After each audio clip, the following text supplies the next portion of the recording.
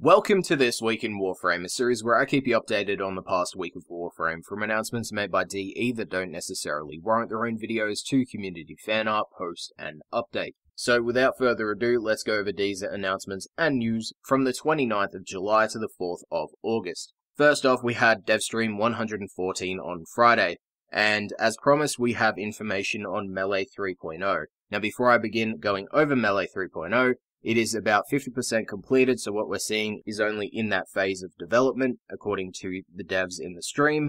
Each melee weapon will be going through a balance pass, so that's a given. The channeling button, as we've already known, will now be a heavy attack, which will be charged by your combo counter. However, your energy won't be consumed upon using it.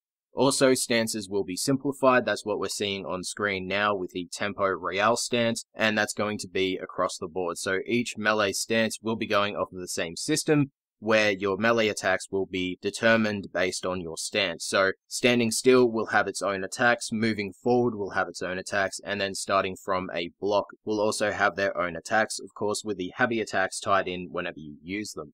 And for those wondering about how the mods will change with Melee 3.0, they touched on it in the dev stream, but more important information and the full explanation will be going live in a dev workshop in the future. Back to the information that they shared in Devstream 114, you'll be able to use chain attacks in the air, so something like Kratos in the God of War series, so hover attacks, and also heavy attacks in combination with a ground slam can be charged, and then the player can choose where they want to land by simply aiming your cursor at the area, so you will have a brief moment to change your direction. Also, Melee 3.0 will fix a number of things, mostly attacks that should hit but don't, and according to the official Devstream overview page by DE Taylor, the rolling range will be reduced to help your melee attacks. Also, we'll see the expansion of the dual-wielding system between single-handed melee weapons and single-handed secondaries, and of course that'll be expanded upon what we have now with glaives and secondary weapons. So as long as they're a single-handed melee and a single-handed secondary, you'll be able to use them in the future. And the final announcement for Melee 3.0 was the replacement for the channeling system, and that was similar to the trilogy of the God of War games, so the Rage of the Gods, Rage of the Titans, if you ever played them. Basically, it's an enhanced version, or an enhanced state, of Melee that the player can activate after building up your channeling state. So that's the only information we have besides that what we see on the screen, which is the activation and deactivation of that ability.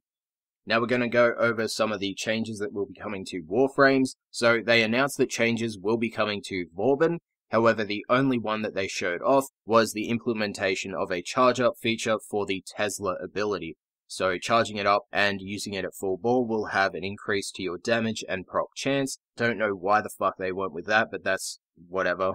And they also talked about trying to fix the repelling Bastille bugs, and they need some community feedback on how to reproduce some of the bugs that occur with that augment. Next up was Nyx. They talked about some changes with her. So Psychic Bolts may be removed and replaced with Chaos, and as for the third ability, it may be turned into some form of a debuff for the enemies. As for a fourth ability, it will stay the same, just with new math. As for Titania, it will no longer take collision damage when using Razor Wing.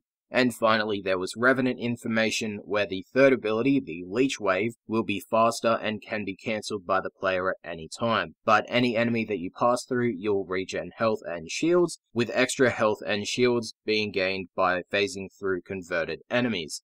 As for the fourth ability, it now has its own animation, so if you're curious about what that looks like, it's on your screen. And killing converted enemies with the fourth ability's lasers will now drop cores from those converted enemies that will grant overshields to the player. Besides this, they showed off a couple new dojo decorations and a category that will be coming in the future, and that is natural. So if you're a dojo fashion framer, you'll be getting grass, rocks that are from different planets. So from the Moon, Mars, and Venus, and even more maybe. And you'll also get new trees and foliage. They're also working on a dojo highlighting system, so a showcase, where clans will be able to enter into a contest that is either weekly, monthly, or fortnightly, and the winners of each clan tier will be featured on the showcase, where other players of the game can go into their dojo, or the duplicate of the dojo, and see what it's all about.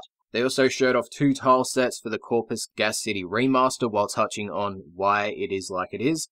So The new tiles will have kind of backstory and will also tie into the Warframe story. The new tiles will also focus on maneuverability and mobility, so the parkour system of Warframe, that's why you don't see any flaw on this major tile set. You're going to have to rely on your skills, and because of that, they're making the press X to stand on the zipline static movement function available to other similar items and static objects like it. And that is why you can see on your screen that Rebecca is standing and moving along perfectly on this antenna. They also showed off another one, which was basically a complete vertical tile. So you'll have to go upstairs, or you're going to have to bullet jump or parkour your way up this tile. But you can also go downwards as well. It does seem to be rather big. They also said that the wall run animation will see its return in the future, but it's still in the list to be worked on. And two more topics to go over. They showed off a preview of one of the creatures coming in Venus and Vallis that the player will have to trank. That being a cub or a raised version of a Kubrodon that looks ugly as shit. And finally, health, energy, shields, and ammo pizzas will be receiving a visual overhaul in the future, so that they clearly show which pad you dropped. Moving on from Devstream 114, Acolytes will return on August 7th, so be prepared for that. And then in Primetime 214, they briefly covered the next console update, which will be update 23.3.1. It will be arriving with Nidus Deluxe and the rest of the round 12 of Tennogen, and it will also be going into certification next week. Also, if you want to see some gameplay of the Stalker game mode that they did back at TennoCon, where Megan and Rebecca just plays the Stalker invading other players' games and trying to kill them, have a look at that. The links to everything I have covered and will cover will be in the description. So moving on from those posts, we have update 23.2 coming live on PC, and it included 3 new Noggles, that being Limbo, Atlas, and Chroma, and then a new Glyph pack titled the Designer Glyph Pack, which is just a bunch of icons created by community artists. There was also changes made, Prime Quick Draw being tradable is one of them, updating the high contrast UI theme based on the feedback of the community, pressing enter when a chat window is open and a game invite is open will now prioritize the chat window over the game invite. Weapons displayed on Hawk's entitlement screen will now show information such as mastery, rank, and form account, and then your personal platinum and credit values will appear in the Arsenal UI when in Cetus or a relay. As for the controller fixes and fixes to the base game, they're up on your screen, you can read them here, or you can check them out in the description below with the link to the forum post. Next up was Hotfix 23.2.1, brought some fixes. If you want to have a read of them, do that.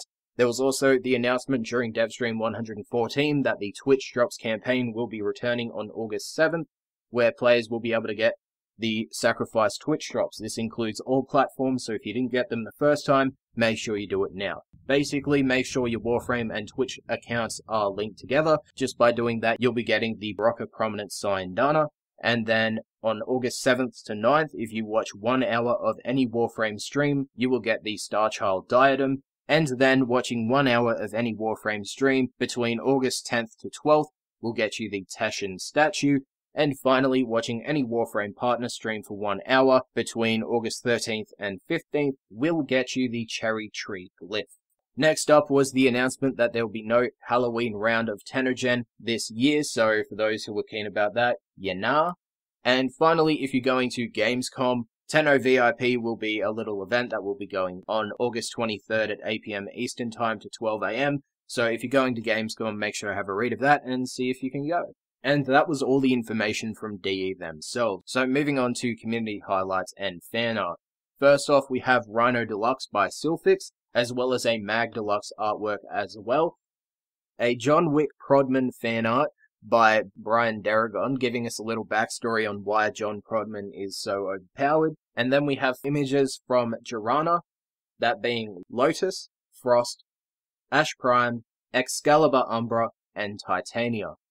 Anyway, that concludes this week in Warframe. If you found the video informative, make sure to leave a like. If you think I can improve upon the series in any way, shape, or form, make sure to leave it in a comment down below, as well as your thoughts on anything that I shared in today's video. And if you missed out on last week's episode, you can check it out by clicking the annotation on your screen. Thank you for watching, and I'll see you guys next time.